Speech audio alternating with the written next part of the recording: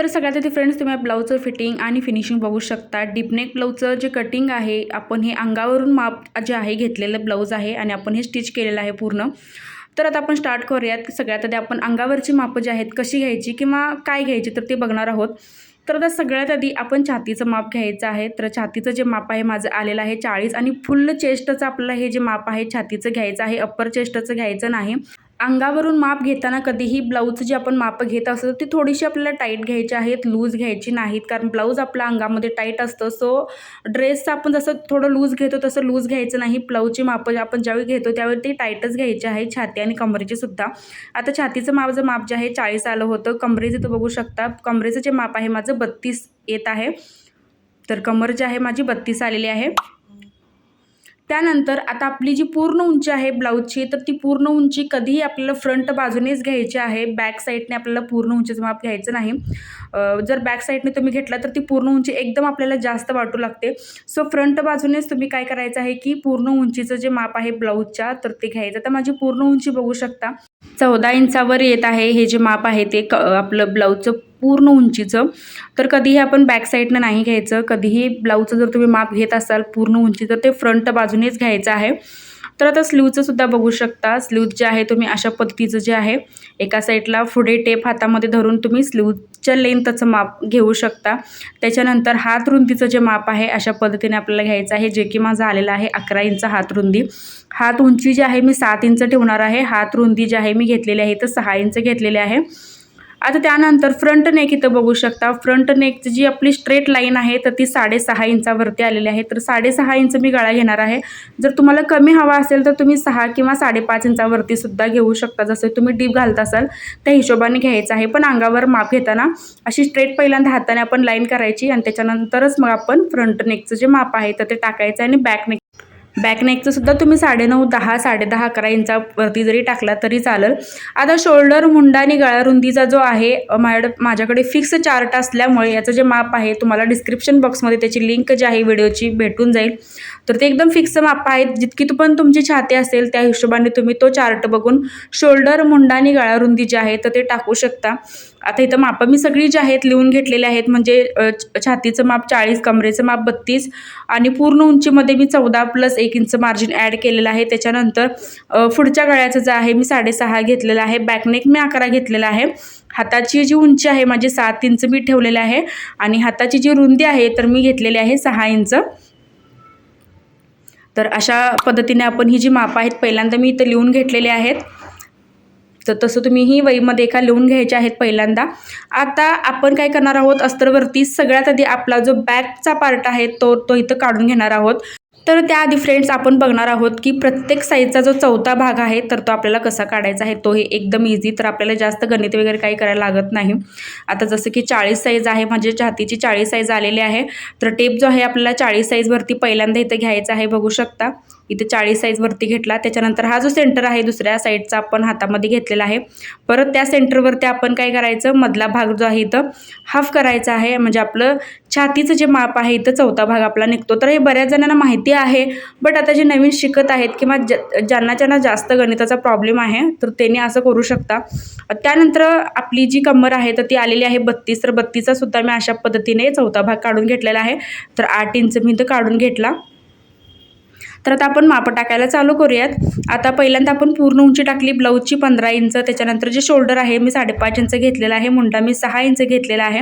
त्याच्यानंतर छातीचं प्रॉपर आपण माप घ्यायचं आहे 10 इंच।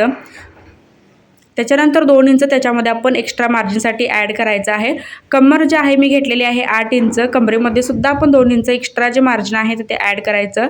दाखवल्याप्रमाणे छाती आणि कमर जे आहे आपण जोडून घ्यायचे आहे। आता बॅक मुंड्याचा जो शेप आहे आपल्याला द्यायचा आहे 1.5 इंचावरती। सो इथं आपण जो शेप आहे 1.5 इंचावरती दिलेला आहे। थोडासा शेप आहे मी असा आतून घेतलेला आहे। जर तुम्हाला बॅक साईडला फुगा वगैरे येत असेल तर जितकं तुम्ही ही जी लाईन आखलेली आहे त्याच्या थोडंसं आतल्या साईडने जे आहे थोडंसं हे मार्किंग करून घ्यायचं, एकदम व्यवस्थित बसतात ब्लाऊज।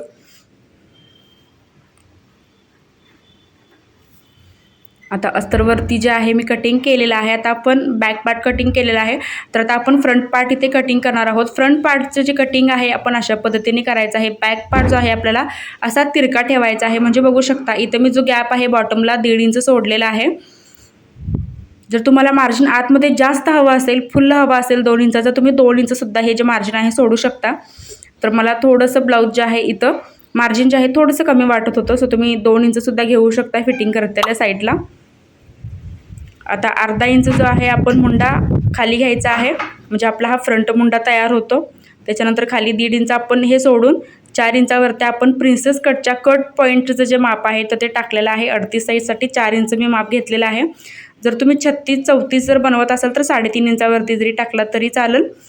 तर 40 साईज असल्यामुळे मी 4 इंचावरती माप जे आहे प्रिन्सेस कटचं टाकलेलं आहे. वरून शोल्डरपासून खाली मी बस्ट पॉईंट घेतलेला आहे 10 इंचावरती आणि एक स्ट्रेट अशी लाईन इथं मी मार्किंग केली. त्याच्यानंतर मुंड्यापासून मी असा शेप दिलेला आहे, एकदम सिंपल असा प्रिन्सेस कटचा जो आहे शेप दिलेला आहे. दोन्ही साईडला 1.5 इंच घ्यायचा आहे, त्यामुळे आपला जो छातीचा कप्स आहे तर तो खूप छान बसतो, चपटा वगैरे अजिबात बसत नाही. आता या साईडला फिटिंगच्या साईडला मी 1.5 इंच घेतलं होतं, पण तुम्हाला जर मार्जिन फुल हवा असेल तर तुम्ही फिटिंगच्या साईडला जे मी 1.5 इंच घेतलं ते तुम्ही 2 इंचसुद्धा घेऊ शकता. आता जी गळ्याची रुंदी आहे मी 2.5 इंच घेतलेली आहे. गळा पुढचा मी 6.5 इंच घेतलेला आहे, तर गळा रुंदीसुद्धा तुम्ही कमी ठेवू शकता. या कस्टमरला थोडंसं जे शोल्डर आहे कमी पट्टी हवी होती, सो मी गळा रुंदी जी आहे तर मी ती 2.5 इंच घेतलेली आहे आणि गळ्याला जो आहे असा पंचकोनी टाईप मी आकार दिलेला आहे. तर हे बघा, गळ्यामध्ये आपल्याला कोणतंच एक्स्ट्रा मार्जिन जे आहे वाढवायचं नाही. कट टू कट आपण ते खालीपर्यंत 1.5 इंच असं वाढवत घ्यायचं आहे आणि अशा पद्धतीने आपल्याला हा जो फ्रंट पार्ट आहे तर तो कट करायचा आहे. आणि हा असा क्रॉसमध्ये कट केल्यामुळे काय होतं, आपले जे शोल्डर वगैरे आहे पडत असेल, तुमचं जर ब्लाऊजचा काही प्रॉब्लेम होत असेल तर तुम्ही अशा पद्धतीने कट करू शकता. तर बरेच ह्याचेसुद्धा माझ्या चॅनलवरती व्हिडिओ आहेत प्रिन्सेस कटचे, तर ते तुम्ही बघून करू शकता. आणि हे एकदम मी तुम्हाला डायरेक्टली दाखवलेलं आहे, एकदम सोप्या पद्धतीने दाखवलेलं आहे.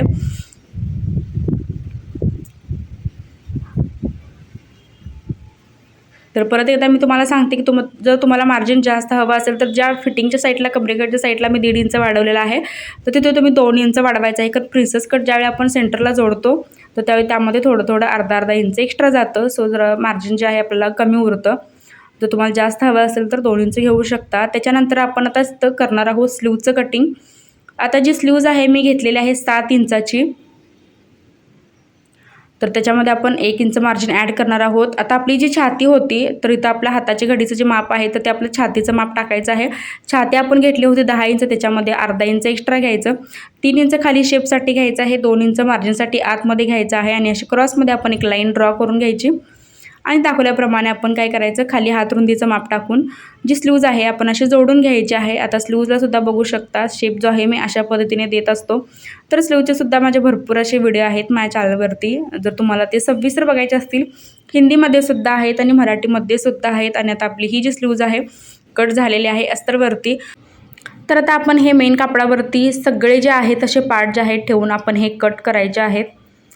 आता सगळ्यात आधी मी इथं आपला जो स्लीवचा पार्ट आहे तर तो इथं ठेवून मी कट केलेला आहे. त्याच्यानंतर बाकीचे सगळे आहेत असे पार्ट जे आहेत आपल्याला इथं कट करायचे आहेत. एक्स्ट्रा जे मार्जिन आहे आपल्याला मेन कपड्यामध्ये कुठेही वाढवायचं नाही.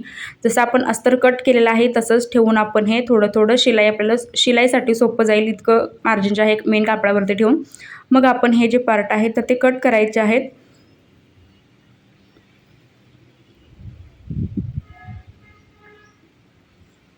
सो फ्रेंड्स, आजचा व्हिडिओ तुम्हाला कसा वाटला हे कमेंटमध्ये नक्कीच सांगा. आणि या व्हिडिओमध्ये जर तुम्हाला कुठेही डाऊट वाटत असेल तर ही मला कमेंट करून सांगा की तुम्हाला काय नेमका प्रॉब्लेम होतो आहे तुमच्या ब्लाऊजमध्ये. नेक्स्ट व्हिडिओ तुम्हाला कोणता बघायचा आहे तेही मला कमेंट करून सांगा. चॅनलवरती जर तुम्ही माझ्या नवीन असाल तर सबस्क्राईब नक्की करा, सोबत बेल आयकॉनलाही प्रेस करा, जेणेकरून जो व्हिडिओ मी अपलोड करेल त्याची नोटिफिकेशन तुमच्याकडे येईल. थँक्यू.